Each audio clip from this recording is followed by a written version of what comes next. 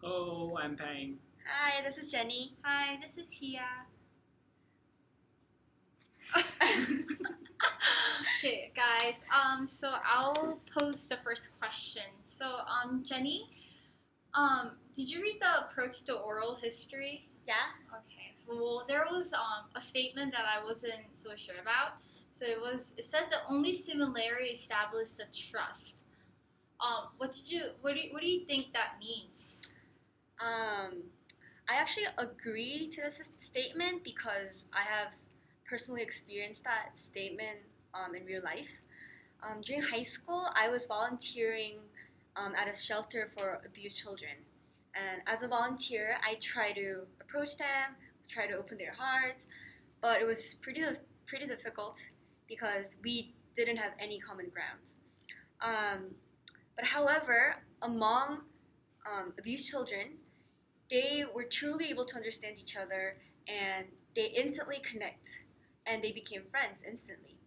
I feel like similarities can bring up cohesion, I guess, in the dialogue. What do you guys think about that statement? And I came up with a question, and this is directed to Peng. Um, in the article Culture Accessibility, one's incapability is constructed culturally.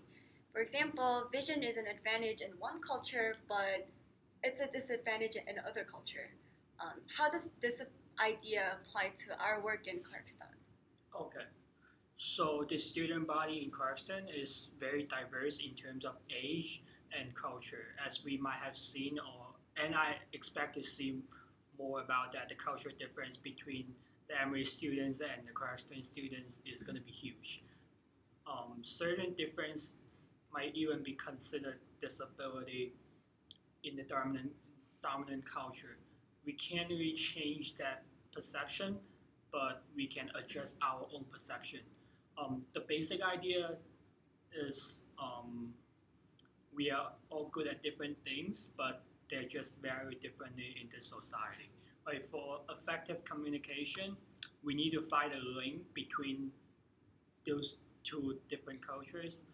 Last time in question, a student told me that he had a fight with another student because the student um, picked on his friend. Like fighting is not advocated in the dominant culture, but friendship is. So I use friendship as the link to tell the student that I would do the same thing if I were in the same situation, but I would tell the teacher if I am in the same situation again. So that's how I use the link to solve the problem. And here, I also have a question for you. The second purpose of education.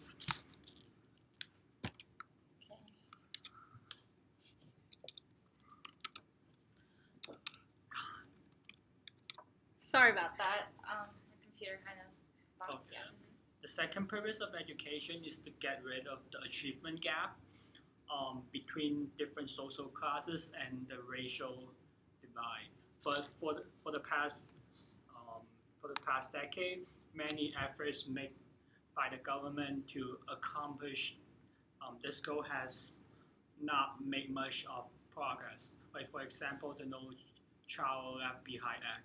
Like what do you think such is the case? I think it's extremely difficult for the government to try to step in and close the achievement gap through education because it just students from the upper end of like the social economic spectrum, they often get extra assistance from outside resources. They get private tutoring. They they get SAT prep stuff. They get counseling with the top-notch college students. But students who are not in the same situation often don't have access to these kind of resources. So in the end, those who do have more resources end up going to the good school, they get better jobs, live in better neighborhood, and the cycle repeats. So trying to equalize the gap through policies or like the school reform just in like the public education system is almost kind of meaningless because because if they get extra resources outside of the school, we can't stop that and it's just something that happens. So I think we should really try to come up with alternative ways to close the gap, but achieving that is a very difficult task that we all have to work on. So if you guys can come up with ideas about reaching that kind of goal, that's my question for the class. So Okay, that's it. Thank you. thank Yeah. you.